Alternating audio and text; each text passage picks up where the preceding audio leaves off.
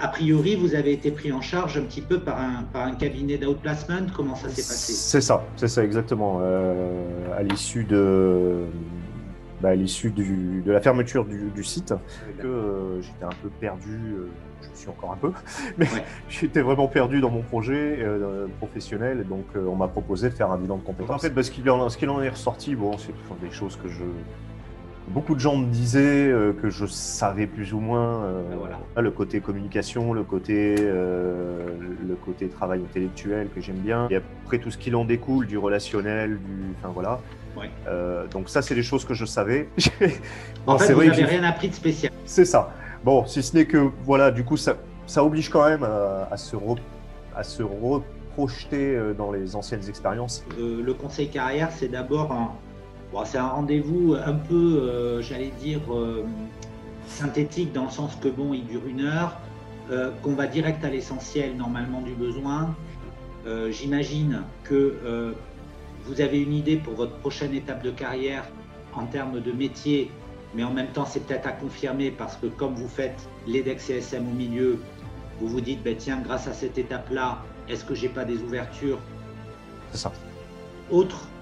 Donc justement, question suivante, est-ce que au fur et à mesure que l'EDEC se passe, est-ce que justement votre réflexion au fil des cours et des projets de groupe, etc., a fait un peu plus avancer votre réflexion sur un changement de métier ou pas, un changement de secteur ou pas, un projet entrepreneurial ou pas? C'est vrai que le fait de travailler en groupe, alors nous on est parti dans le groupe sur le fait qu'il y ait un changement de leader par mois. Ouais. Donc là, ce mois-ci c'est moi.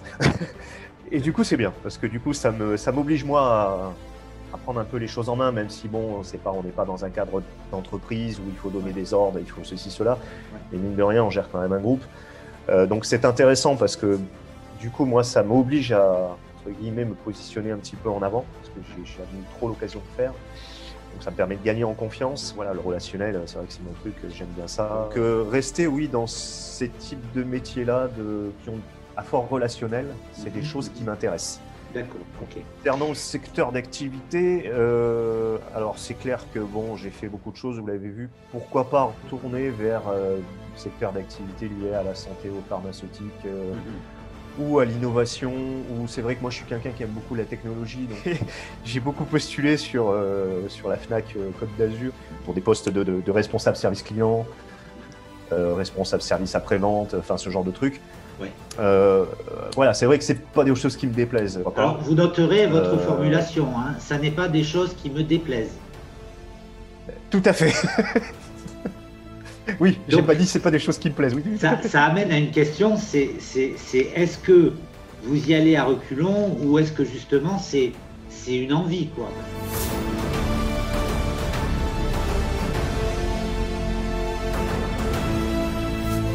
Voilà, vous voulez rester dans un poste où vous êtes en contact avec une clientèle, donc comme un chargé de clientèle, et effectivement après il faut déterminer si on est sur la partie support vente, c'est-à-dire devis, cotation, relation client, voilà, je dirais ce qui est peut-être amont à la vente. Après il y a ce qui est dans la vente, donc là on est plus sur des téléprospecteurs, télévendeurs, etc. ou chargé de clientèle en fidélisation. Et après, on a la partie vraiment après-vente qui se dissèque en deux possibilités. Soit vous allez sur du SAV administratif, c'est-à-dire du chargé de clientèle, facturation, donc ADV, ou est-ce qu'on va sur une partie un petit peu plus chiadée, maintenance, technique, SAV. Et donc l'ADV, la logistique, le SAV, incluant la maintenance technique, ça c'est le cœur de vos compétences. On sait que en allant sur des jobs déjà maîtrisés, vous avez une plus-value sur un recrutement par rapport à d'autres compétiteurs, parce que vous avez plus de 20 ans d'expérience en la matière. De mon point de vue en stratégie, voilà le premier projet. Ok. Deuxième projet, c'est de se dire, est-ce que, vu que j'ai cette connaissance du scope total, est-ce que la suite de mon parcours, c'est justement d'imaginer une mobilité plutôt donc verticale, c'est-à-dire de passer l'étape pour être manager. On peut, entre guillemets, vous reprocher, si vous postulez sur un recrutement, de dire, ben voilà, c'est vrai que voilà, le management d'équipe, vous n'en avez pas une expérience terrain vécue. Du coup, ben, ça vous dessert par rapport à d'autres compétiteurs qui, eux, l'auraient fait. Donc, c'est ça.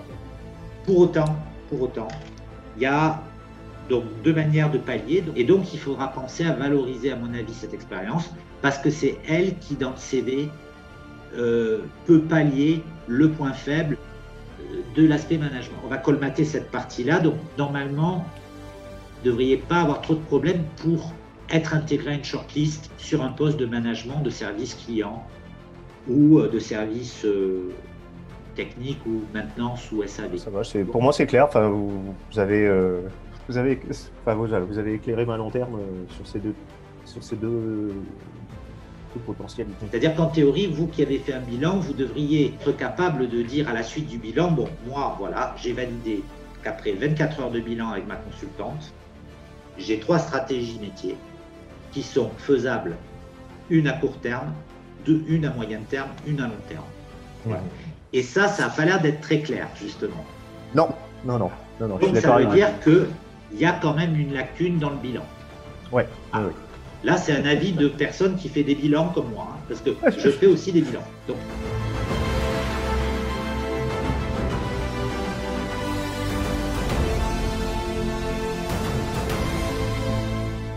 la passerelle compétence, on la fait comment? Pas parce que c'est le recruteur qui subodore qu'il y a à la passerelle par rapport à un job qu'il a recruté.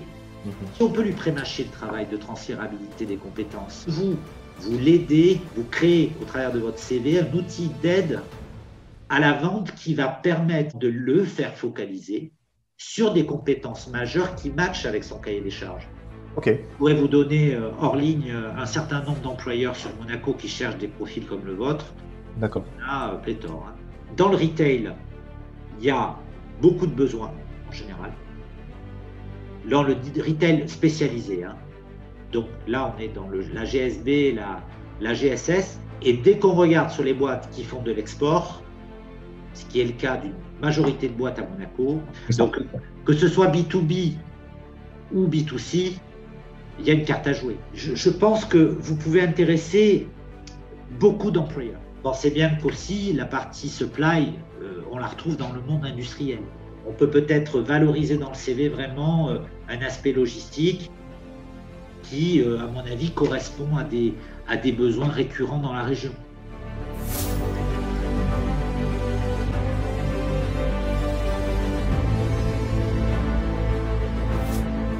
Est-ce que sur des postes à plus long terme, sur du consulting, sur du... je sais pas, est-ce que ça pourrait me correspondre ou pas?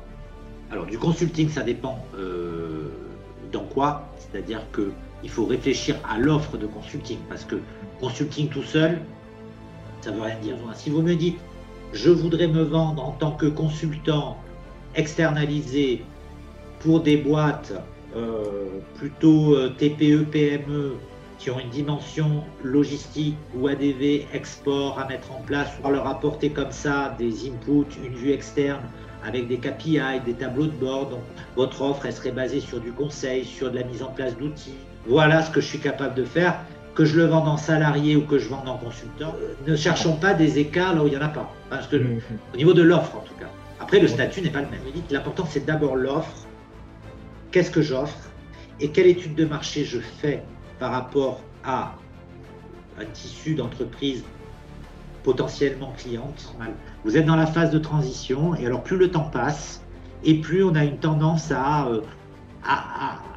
je ne veux pas dire plus savoir ce qu'on est capable de faire, mais je sais pas, il y a un phénomène quand le temps de break est un peu trop long. On commence à se poser tellement de questions. On en oublie qu'à un moment donné, il faut bon, je fais quoi? Étape 1, 2, 3, 4, vers quoi je vais? Qu'est-ce que je mets en place? Mais ne doutez pas. Ça marche. Il n'y a pas de raison que quand ça va rebondir, vous ne sachiez pas faire. C'est impossible. Ok. D'accord. De notre entrevue, non, franchement, ça éclaircit les choses. Oui. Voilà, ça me montre une direction. Ça me remonte aussi. Je ne vais pas dire le moral parce que le moral je l'ai, mais voilà, ça me motive. Quoi. Voilà. Bon. Ouais, non, c'est très intéressant. J'aime beaucoup votre vision, on va dire marketing de la recherche d'emploi.